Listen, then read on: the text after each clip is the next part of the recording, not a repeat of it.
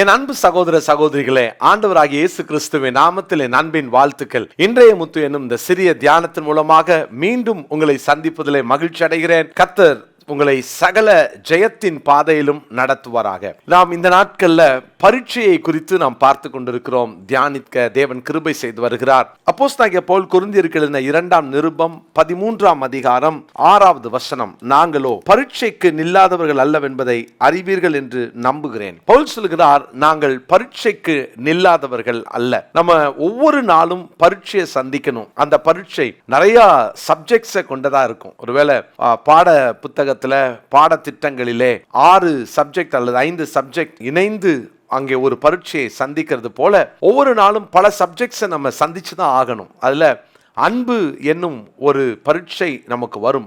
அந்த சப்ஜெக்ட்ல நம்ம ஒரு நாளும் ஃபெயில் ஆயிடக்கூடாது அப்படின்றத தியானிச்சோம்.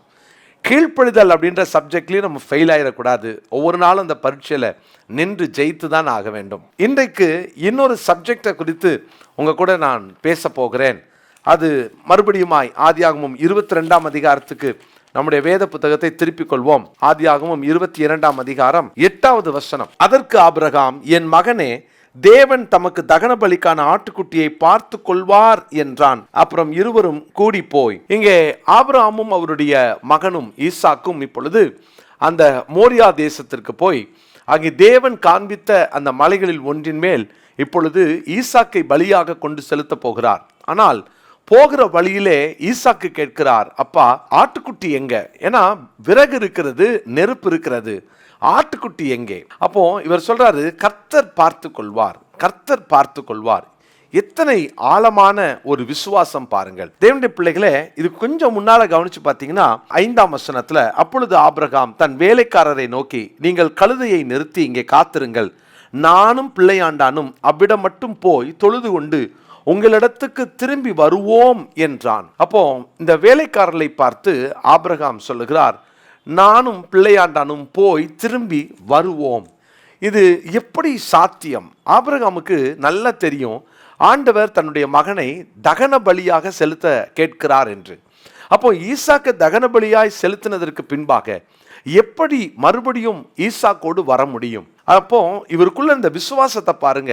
நான் போய் தகன பலியாக செலுத்தினாலும் மறுபடியுமாய் என் மகனை அவர் உயிரோடே தருவார் என்ற விசுவாசம் ஆபிரகாமுக்குள்ள ரொம்ப ஆணித்தனமாக இருந்தது. நான் உங்களுக்கு ஒரு வசனத்தை வாசிக்கிறேன். எபிரேயருக்கு எழுதின நிருபம் 11ஆம் அதிகாரத்துல 17வது வசனம், மேலும் விசுவாசத்தினாலே ஆபிரகாம் தான் சோதிக்கப்பட்ட போது ஈசாக்கை பலியாக ஒப்பு கொடுத்தான். தான் சோதிக்கப்பட்ட பொழுது ஒரு பரீட்சை எழுதுறார். அது என்ன பரீட்சை பாருங்களேன். ஈசாக்கினிடத்தில் உன் சந்ததி விளங்கும் என்று அவனோடே சொல்லப்பட்டிருந்ததே, இப்படிப்பட்ட வாக்குத்தத்தங்களை பெற்றவன் மரித்தோரிலிருந்து எழுப்ப தேவன் வல்லவராய் இருக்கிறார் என்று எண்ணி, மரித்தோரிலிருந்து எழுப்ப தேவன் வல்லவராய் இருக்கிறார், இவனை வெட்டி ஒருவேளை எரித்தாலும் அவன் செத்து போனாலும் அவனை திரும்ப உயிரோடு எழுப்ப வல்லவராய் இருக்கிறார் என்று நம்பி தனக்கு ஒரே பேரானவனையே பலியாக ஒப்பு கொடுத்தான். மரித்தோரிலிருந்து அவனை பாவனையாக திரும்பவும் பெற்றுக்கொண்டான். பலிபீடத்துல கிடத்தியாச்சுனாலே அது ஆண்டவருக்கு கொடுத்ததற்கு சமம். அப்படி கொடுத்ததற்கு பின்பாக ஆண்டவர் சொல்றார், பிள்ளையாண்டான் மேல் உன் கையை போடாதே. காரணம், ஆண்டவர் அவனை பரிசோதித்தார், டெஸ்ட் பண்ணார். இவனுக்கு விசுவாசம் இருக்கா என்ற அந்த விசுவாச பரீட்சையை ஆண்டவர் அவனுக்கு வைத்தார். விசுவாச பரீட்சையிலே ஒவ்வொரு நாளும் நீங்களும் நானும் ஆபிரகாமை போல ஜெயித்து தான் ஆகணும். பிரியமானவர்களே, அந்த ஆபிரகாம் விசுவாச பரீட்சையிலே ஜெயித்து விட்டார். இன்னைக்கு நம்ம வாழ்க்கையை சோதிச்சு பார்க்கலாமா? ஒவ்வொரு நாளும் விசுவாச விஷயத்திலே நமக்கு பரீட்சைகள் வரும். ரொம்ப விசுவாசத்தோடு ஜெபம் பண்ணிருப்போம், ஆனால் அந்த காரியங்களிலே தடையை பார்க்கலாம். விசுவாசத்தோடு கூட நம்ம ஜெபம் பண்ணிருப்போம், ஆனால் அந்த காரியங்களிலே தோல்வியை பார்த்திருக்கலாம். விசுவாசத்தோடு ஜெபித்திருக்கலாம், ஆனால் ஏதோ காரியங்கள் மாறுதலா முடிஞ்சிருக்கலாம். கலங்காதீங்க, உங்க விசுவாசத்தை மாத்திரம் விட்டுறாதீங்க. பாருங்க, விசுவாசத்திலே எவ்வளவு ஆழமாய் ஆபிரகாம் யோசிக்கிறார் பாருங்க. இவனை நான் ஜீவபலியா ஒப்பு கொடுக்க போறேன், நான் அதுல இருந்து பின்வாங்க போறதில்லை. ஆனால் ஒருவேளை அவன் அங்கே மரித்து போனாலும் திரும்ப நான் கீழே இறங்கும் போது ஈசாக்கோட தான் திரும்புவேன். காரணம் என்னன்னா, அவன் மரித்திருந்தாலும் தேவன் அவனை உயிரோடு எழுப்ப அவர் வல்லவராய் இருக்கிறார் என்று அவன் விசுவாசித்தான். பிரியமானவர்களே, சாத்தியமே இல்லை என்றாலும் விசுவாசியுங்கள். ஒருவேளை உங்கள் வாழ்க்கையில இந்த காரியங்கள் எல்லாம் நடக்காது இந்த காரியங்கள் என்னுடைய வாழ்க்கையில் இனி முடியாது என்று அப்படிப்பட்ட ஒரு நம்பிக்கையற்ற நிலைமையாக இருந்தாலும் விசுவாசியுங்கள். அது எவ்வளவு கால தாமதம் ஆயிருந்தாலும் விசுவாசியுங்கள். ஆபிரகாமுக்கும் அவன் மனைவி ஆகிய சாராளுக்கும் கர்த்தர் அந்த சந்ததியை குறித்த ஆசீர்வாதத்தை கொடுக்கும்போது சாராளுடைய கற்பம் செத்து போயிருந்தது. செத்துப்போன கற்பம். ஆனால் ஆபிரகாம் விசுவாசித்தார். கர்த்தருடைய பிள்ளைகளே, சாத்தியம் இல்லை, நம்பிக்கை இல்லை, இனி வாய்ப்பு இல்லை, இனி அந்த நாள் திரும்பி வராது என்று எத்தனை காரியங்களை நீங்கள் சொன்னாலும் நான் மறுபடியுமாய் இயேசு கிறிஸ்துவின் நாமத்தில் உங்களிடத்தில் சொல்லுகிறேன், அந்த காரியங்களிலே தேவன் திரும்ப ஒரு நன்மையை செய்வார்.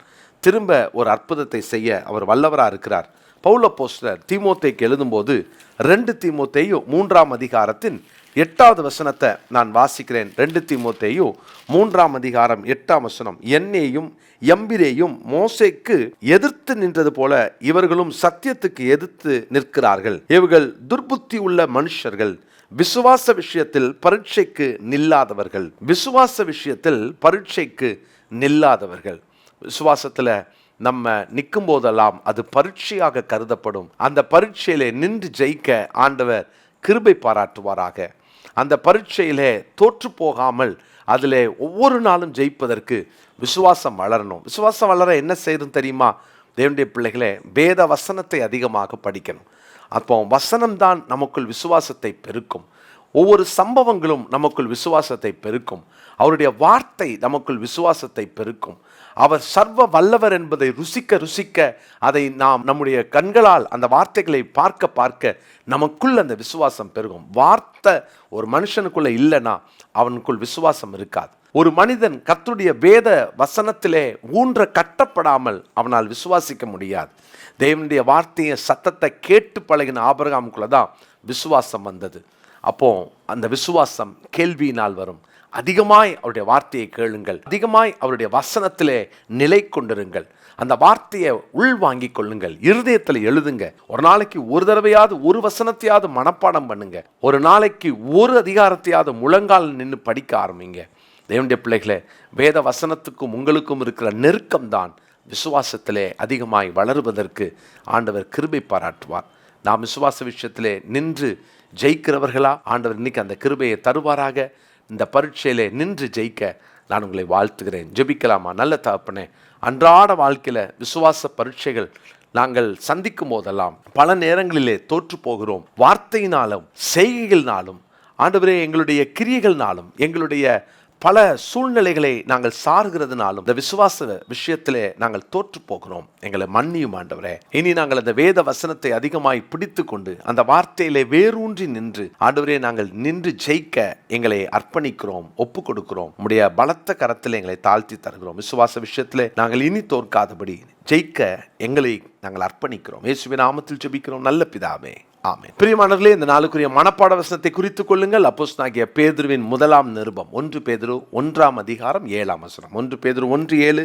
அழிந்து போகிற பொன் அக்கினியினாலே சோதிக்கப்படும், அதை பார்க்கிலும் அதிக விலையேற பெற்றதாய் இருக்கிற உங்கள் விசுவாசம் சோதிக்கப்பட்டு இயேசு கிறிஸ்து வெளிப்படும் போது உங்களுக்கு புகழ்ச்சியும் கனமும் மகிமையும் உண்டாக காணப்படும். God bless you. என் அன்பு சகோதர சகோதரிகளே, ஆண்டவராகிய இயேசு கிறிஸ்துவின் நாமத்தில் அன்பின் வாழ்த்துக்கள். நம்முடைய விங்ஸ் ஆஃப் விக்டரி ஊழியங்களுக்காக அதிகமாக ஜெபம் பண்ணிக்கோங்க. நம்முடைய 2 ஊழியமும் நம்முடைய 2 கண்கள். ஒன்று, சுவிசேஷத்தினாலே ஆண்டவராகிய இயேசு கிறிஸ்துவை நாம் கொண்டு செல்கிறோம் ஜனங்களுக்குள்ள. 2வது, நற்பணியினால் நற்கிரியினாலே ஆண்டவருடைய அன்பை காண்பிக்கிறோம். எனவே இந்த ஊழியங்களை நீங்கள் தாங்க உங்களை அன்போடு கூட கேட்டுக்கொள்கிறேன். வருகிற 1ஆம் தேதிக்குள்ளாக நமக்கு சுமார் 5 லட்சத்துக்கு மேலான பண தேவைகள் உண்டு. எனவே முதல்ல ஜெபம் பண்ணுங்க. அதோடு கூட ஒருவேளை இந்த நிகழ்ச்சியை பார்க்கிற நீங்கள் உங்கள் குடும்பத்தின் சார்பாக ஒரு மாதம் 1000 ரூபாய் நீங்கள் கொடுத்து இந்த ஊழியத்தை தாங்கலாம். அல்லது உங்களுக்கு தெரிந்தவர்கள் அவங்களிடத்துல ஒரு 100 ரூபாய் நீங்கள் கலெக்ட் பண்ணி கூட நீங்கள் அனுப்பலாம். இந்த பெரிய தரிசனத்தில் எங்களோடு கூட இணைந்து கொள்ளுங்கள். இந்த 1ஆம் தேதிக்குள்ளாக நாம் செலுத்த வேண்டியவைகள் எல்லாம் செலுத்தணும். தேவன் ஒவ்வொரு மாதமும் அதிசயமாய் நாம் தேவைகளை சந்தித்து கொண்டிருக்கிறார். குறிப்பாக வரப்போகிற மாதத்திலே ஆண்டவருக்கு சித்தமானால் நம்ம இந்த ஹோம் ஃபார் ஏஜ் நம்ம ஆரம்பிச்சிருவோம். அதனுடைய பணிகள் அவைகளுக்கான காரியங்களை நம்ம முழு வீச்சோடு கூட துவங்கி இருக்கிறோம். அதிகமாக ஜெபம் பண்ணிக்கோங்க. நாம் ஆண்டவருக்காக நமக்கு கொடுக்கப்பட்ட கொஞ்ச காலத்தில் பெரிய காரியத்தை சாதிக்க வேண்டும். எனவே நாம் இணைந்து தேவனுடைய ராஜ்யத்தை கட்டுவோம். எங்களோடு கூட இணைந்து கொள்ளுங்கள். நம்முடைய எல்லா dialysis centre, paediatric therapy centre, நம்முடைய IAS அகாடமி, நம்முடைய லைவ்லிஹுட் சென்டர் எல்லாவற்றுக்காகவும் ஜெபம் பண்ணிக்கோங்க. ஆம்புலன்ஸ்க்காக ஜெபம் பண்ணிக்கோங்க. ஒவ்வொரு நாளும் உங்கள் ஜெபத்தினால் நீங்கள் தாங்க உங்களை அன்போடு அழைக்கிறேன். God bless you.